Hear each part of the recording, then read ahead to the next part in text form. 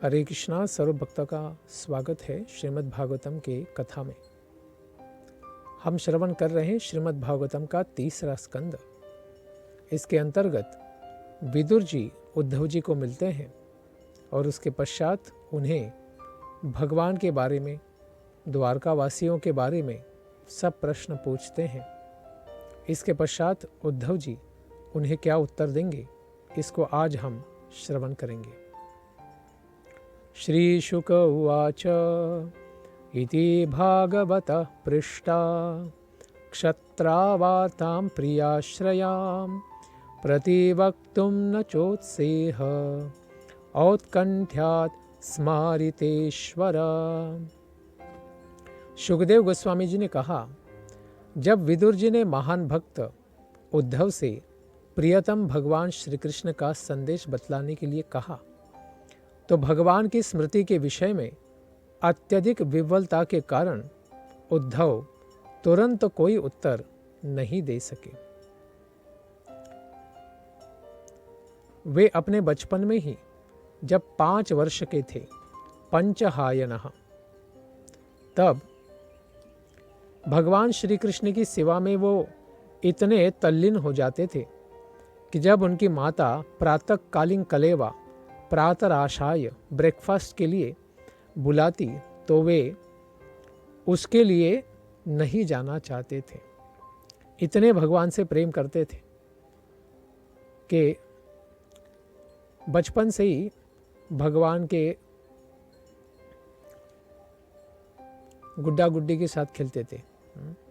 इस तरह उद्धव अपने बचपन से ही लगातार कृष्ण की सेवा में लगे रहे और उनकी वृद्धावस्था में भी सेवा की वह प्रवृत्ति कभी शिथिल नहीं हुई।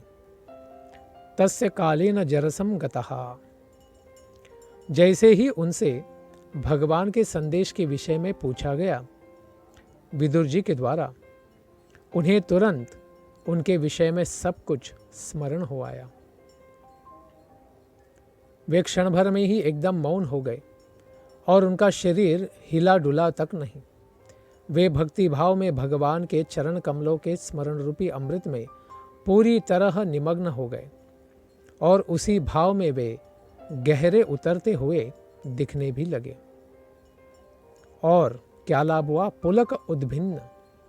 विदुर जी ने स्वयं देखा कि उद्धव में संपूर्ण भावों के कारण समस्त दिव्य शारीरिक परिवर्तन उत्पन्न हो आए और वे अपनी आंखों से विछोह के आंसुओं को पोंछ डालने का प्रयास भी कर रहे हैं। इस तरह विदुर जी यह जान गए कि उद्धव ने भगवान के प्रति गहन प्रेम को पूर्ण रूपेण आत्मसात ही कर लिया था। महाभागवत ऐसे उद्धव जी तुरंत ही भगवान के धाम से मानव स्तर पर उतर आए, यानी वो दिव्य चेतना में भगवान का स्मरण होने से वे विदुर जी के साथ संपर्क के लिए उस धरातल पर आ गए और अपनी आंखें पोंछते हुए उन्होंने अपनी पुरानी स्मृतियों को जगाया तथा वे विदुर जी से एकदम प्रसन्न चित्त होकर बोलने लगे। उद्धव उवाच कृष्णद्युमणिनिं लोचे गिरणेष्व जगरेणः किं नूनः कुशलं ब्रूयाम गतश्रीषु गृहेष्वहम्।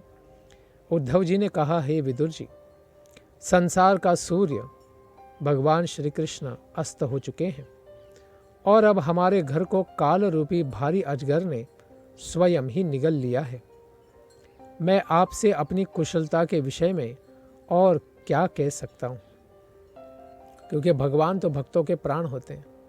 तो भगवान अगर धरातल पर अपनी लीला को अप्रकट कर देते हैं तो भक्त कैसे जीवित रह सकते हैं। इसीलिए कहते, नितराम अपि दुर्भगो बत लोको यम यदवः। समस्त लोकों के समेत ये ब्रह्मांड अभी अत्यंत अभागा है, भाग्यहीन है।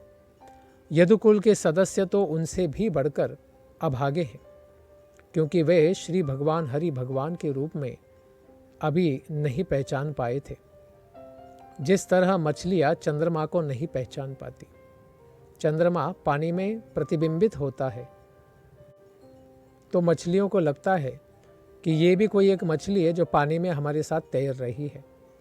उसी प्रकार से हम यदु भी, इसी प्रकार से यदुओं के बीच में उत्पन्न हुए ऐसे यादव भगवान वासुदेव को केवल एक यादव मानते थे और इससे भगवान के रूप में उनका हमने कभी साक्षात्कार हृदय में किया नहीं, क्योंकि हम उन्हें अपने में से ही एक मानते थे। यदि यदुगण अनुभवी भक्त, विद्वान और मनोवैज्ञानिक अध्ययन में पटु थे, इससे भी बड़ी बात यह थी कि वे सभी लोग समस्त प्रकार की विश्रांति में भी भगवान के साथ ही रहते थे। फिर भी वे उन्हें केवल उस ब्रह्म के रूप में ही जान पाए थे जो सर्वत्र निवास करता है, अर्थात उन्हें भगवान के रूप में नहीं देखते थे। क्यों? देवस्य मायया स्पृष्टा ये च अन्यद सद असत श्रिताः। भगवान की ठगिनी माया शक्ति के द्वारा ही मोहित ऐसे व्यक्तियों के वचन किसी भी स्थिति में उन लोगों की बुद्धि को विचलित नहीं कर सकते जो पूर्णतया भगवान के ही शरणागत होते हैं। भगवान श्री कृष्ण जिन्होंने पृथ्वी पर सबों की दृष्टि के समक्ष अपना नित्य स्वरूप प्रकट किया था, क्योंकि वह कोई माया रूप नहीं था, साक्षात गोलोक निवासी भगवान श्री कृष्ण स्वयं प्रकट हुए थे। अपने उस स्वरूप को उन्होंने लोगों की दृष्टि से अभी हटाकर अंतर्धान हो जाने से जो वांछित तपस्या न कर सकने के कारण उन्हें यथार्थ रूप में देख पाने में असमर्थ थे। इसीलिए कहते अवितृप्त दृशाम। भौतिक जगत में बद्धात्माएं विविध प्रकार से केवल इंद्रिय दृष्टि में लगी हैं, लेकिन उससे कभी तृप्ति नहीं प्राप्त कर सकते, क्योंकि इंद्रिय भी असत्य हैं और उनके विषय भी असत हैं, वह शाश्वत नहीं है। हमारे हृदय के इंद्रियों के शाश्वत विषय केवल भगवान ही है। तो ऐसे भगवान को बिना देखे कौन सुखी रह सकता है, तृप्त हो सकता है? भगवान अपनी अंतरंगा शक्ति योग माया के द्वारा ही इस भौतिक संसार में प्रकट हुए थे। वे अपने नित्य रूप में आए जो उनकी लीलाओं के लिए ही उपयुक्त थे। तो भगवान बहिरंगा शक्ति माया देवी के द्वारा कोई शरीर धारण नहीं करते, अपनी अंतरंगा शक्ति के साथ ही प्रकट होते हैं और इनकी ये सब लीलाएं अत्यंत आश्चर्यकारक थी।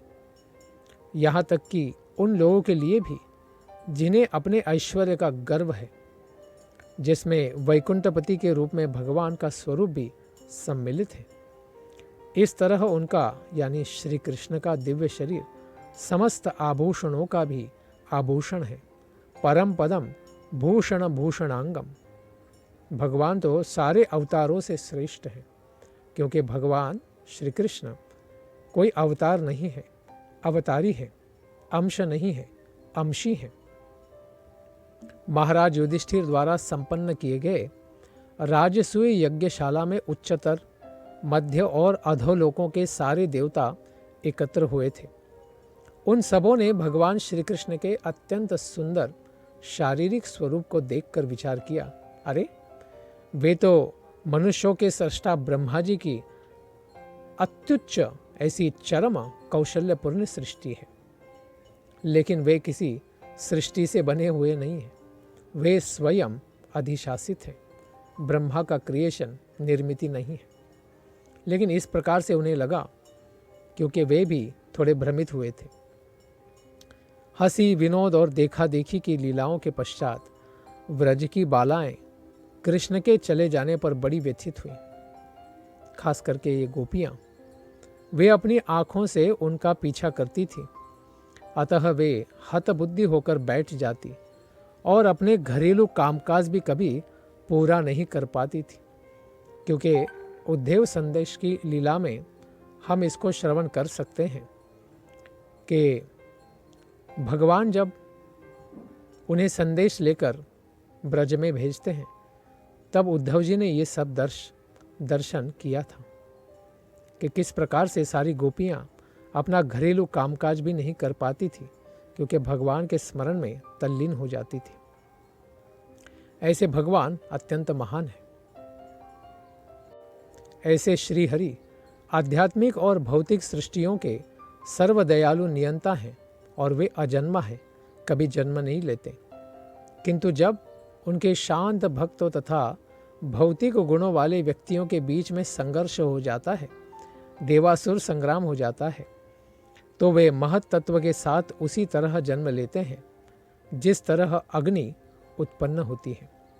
अर्थात किसी लकड़ी में अग्नि प्रवेश नहीं करती, वे अग्नि पहले से ही होती है, लेकिन वो बाद में प्रकट हो जाती है। तो भगवान भी तो चराचर सृष्टि में सर्वत्र परमात्मा के रूप में रहते हैं, लेकिन किसी को दिखते नहीं हैं। अव्यक्त मूर्ति ना, वो मूर्ति जो है अव्यक्त होती है, लेकिन भगवान अत्यंत कृपा करके स्वयं को प्रकट करते हैं। जब मैं भगवान श्री कृष्ण के बारे में सोचता हूँ तो वे अजन्मा होते हुए भी किस तरह वसुदेव जी के बंदी गृह में उत्पन्न हुए थे, किस तरह अपने माता के और पिता के संरक्षण से वे व्रज चले गए और वहाँ शत्रु भय से वे प्रच्छन्न रहे, छुपे रहे।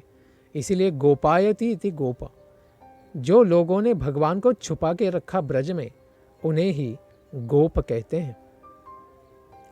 और किस तरह असीम शक्तिशाली होते हुए भी वे मानो भयवशी मथुरा से भाग गए थे। ये सारी भ्रमित करने वाली घटनाएं मुझे बड़ी पीड़ा देती हैं, दुख देती हैं। भगवान इतने महान होने पर भी मनुष्यों के जैसी लीला कर देते हैं, ये बड़े आश्चर्यकारक है। भगवान श्री कृष्ण ने अपने माता पिता से उनके चरणों की सेवा न कर पाने की अपनी अक्षमता के लिए क्षमा मांगी, क्योंकि कंस के विकट भय के कारण वे घर से काफ़ी समय दूर रहे थे। यह उनका नहीं, वसुदेव जी का और देवकी का डर था। और उन्होंने कहा, हे माता, हे पिता, हमारी असमर्थता के लिए कृपा करके हमें क्षमा करें। भगवान का यह सारा आचरण तो मेरे हृदय को बड़ी पीड़ा देता है। भला ऐसा कौन व्यक्ति होगा जो उनके दिव्य चरण कमलों की धूल को एक बार भी सूंघ कर उसे भुला सके। भगवान का ऐसा दिव्य अनुभव कोई भी जीव नहीं भुला सकता। कृष्ण ने अपनी भौहों की पत्तियों को विस्तीर्ण करके उन लोगों पर मृत्यु जैसा प्रहार किया जो पृथ्वी का भार बने हुए राजाओं के रूप में केवल असुर और राक्षस ही थे।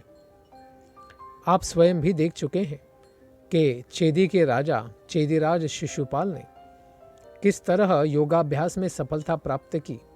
यद्यपि वह भगवान श्री कृष्ण से बड़ी इच्छा और मत्सर करता था, वास्तविक योगी भी अपने विविध अभ्यासों द्वारा ऐसी सफलता की सुरुचिपूर्वक कामना करते रहते हैं। भला उनके बिछोह को कौन सह सकता है।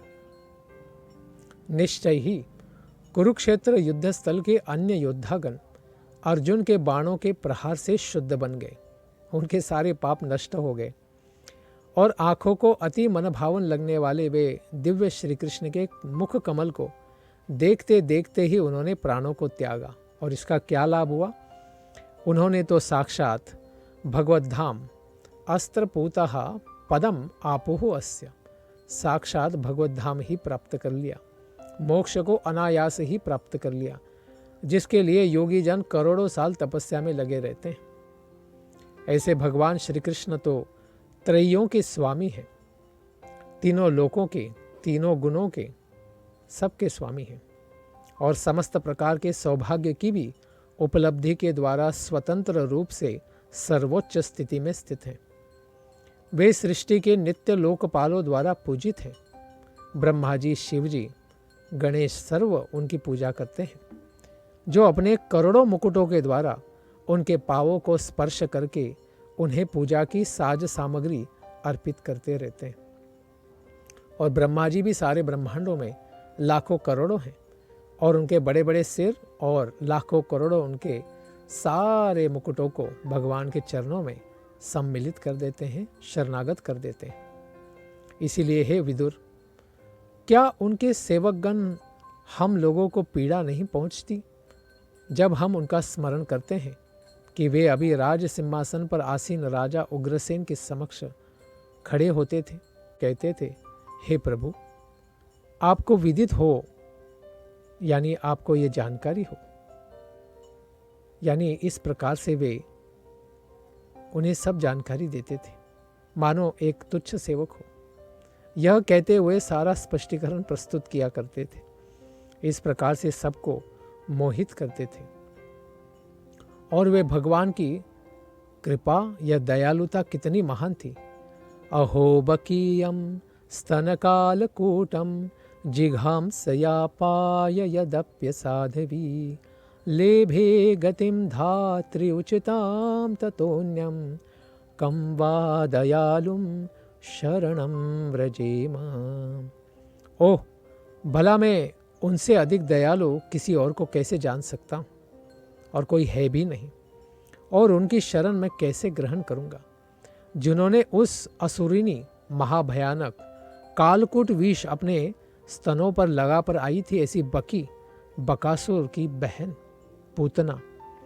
यद्यपि वह अत्यंत कृतघ्न थी, बड़ी पापी थी, छोटे बच्चों का खून पीती थी, अपने स्तनों से ही वे दूध पिलाने के लिए कृष्ण के पास चली गई। लेकिन भगवान ने उसका ऐसा उद्धार किया कि उसे धात्री की पदवी ही महावैकुंठ में दे दी।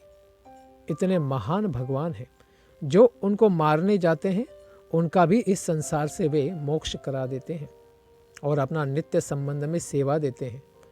ऐसे भगवान से और दयालु कृपालु संसार में कोई नहीं है, तो मैं किसी और की शरण कैसे ले सकता हूँ।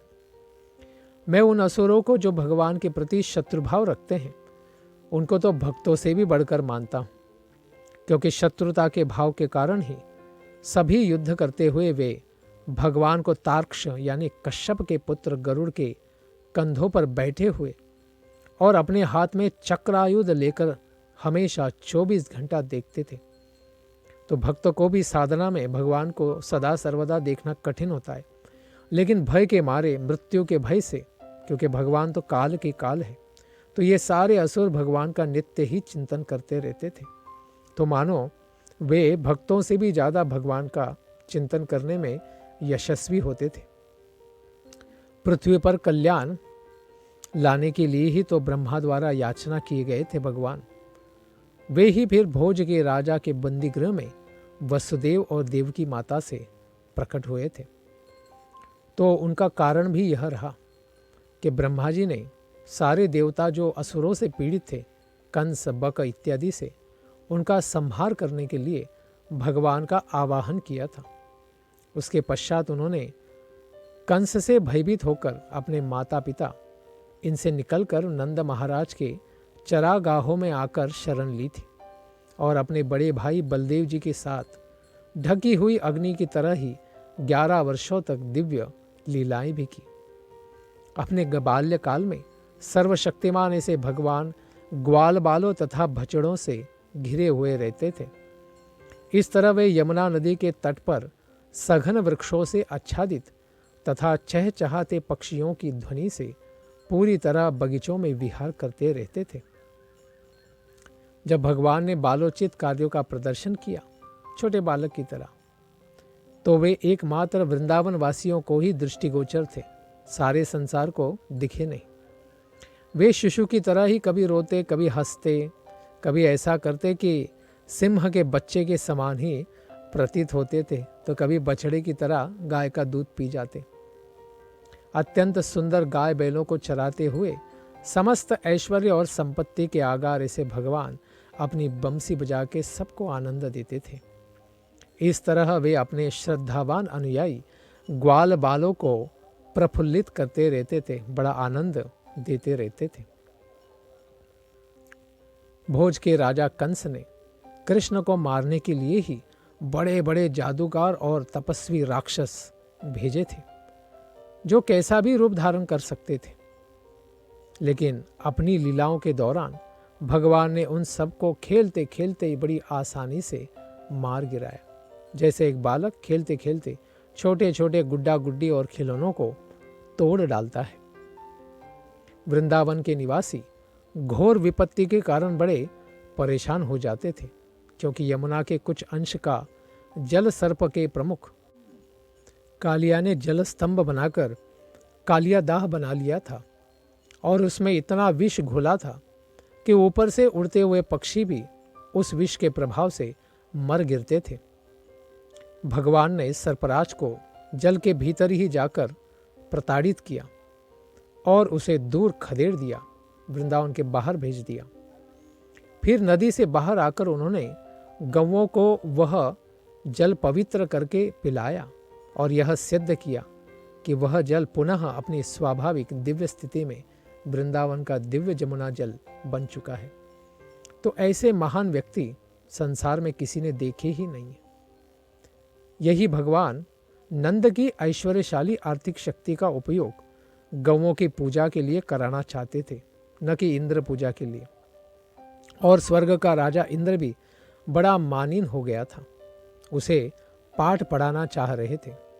इसीलिए उन्होंने अपने पिता को सलाह दी कि वे विद्वान ब्राह्मणों की सहायता से गौ अर्थात चरागाह तथा गौओं की पूजा कराए और इन सब का वर्धन कराने वाले गोवर्धन की पूजा कराए, और जो साज सामग्री इंद्र के लिए उपयोग में लानी थी वह सब गोवर्धन की सेवा में लगा दे। हे भद्र विदुर, अपमानित होने से फिर राजा इंद्र ने वृंदावन पर 7 दिन 7 रात बड़ी मूसलाधार वर्षा की। इस तरह गौओं की भूमि ब्रज के निवासी बड़े ही व्याकुल हो उठे। किंतु दयालु भगवान श्री कृष्ण ने अपने लीला छत्र गोवर्धन को ही अपने बाएं हाथ की छोटी उंगली पर धारण कर लिया और सब भक्तों को संकट से उबार लिया। वर्ष की तृतीय ऋतु में भगवान ने स्त्रियों की सभा के मध्यवर्ती सौंदर्य के रूप चांदनी से उजली हुई शरद पूर्णिमा की रात में अपने मनोहर गीतों से उन्हें आकृष्ट करके उनके साथ विहार किया। ऐसे भगवान अपनी नित्य लीलाओं को, जो गोलोक वृंदावन में ही केवल प्रकाशित होती हैं, उनको इस धरती पर प्रकट करके सारे जीवों के हृदय को, सारे रसों में रहने वाले जीवों को और भक्तों को आकर्षित किया। फिर वो शांत रस में हो, दास्य में हो, सख्य में हो, वात्सल्य में हो या माधुर्य में हो, ऐसी सारी लीलाओं को रसराज श्री कृष्ण ने प्रकट किया। उनकी लीलाओं का मुझे नित्य मुँह मुँह बारंबार स्मरण हो रहा है।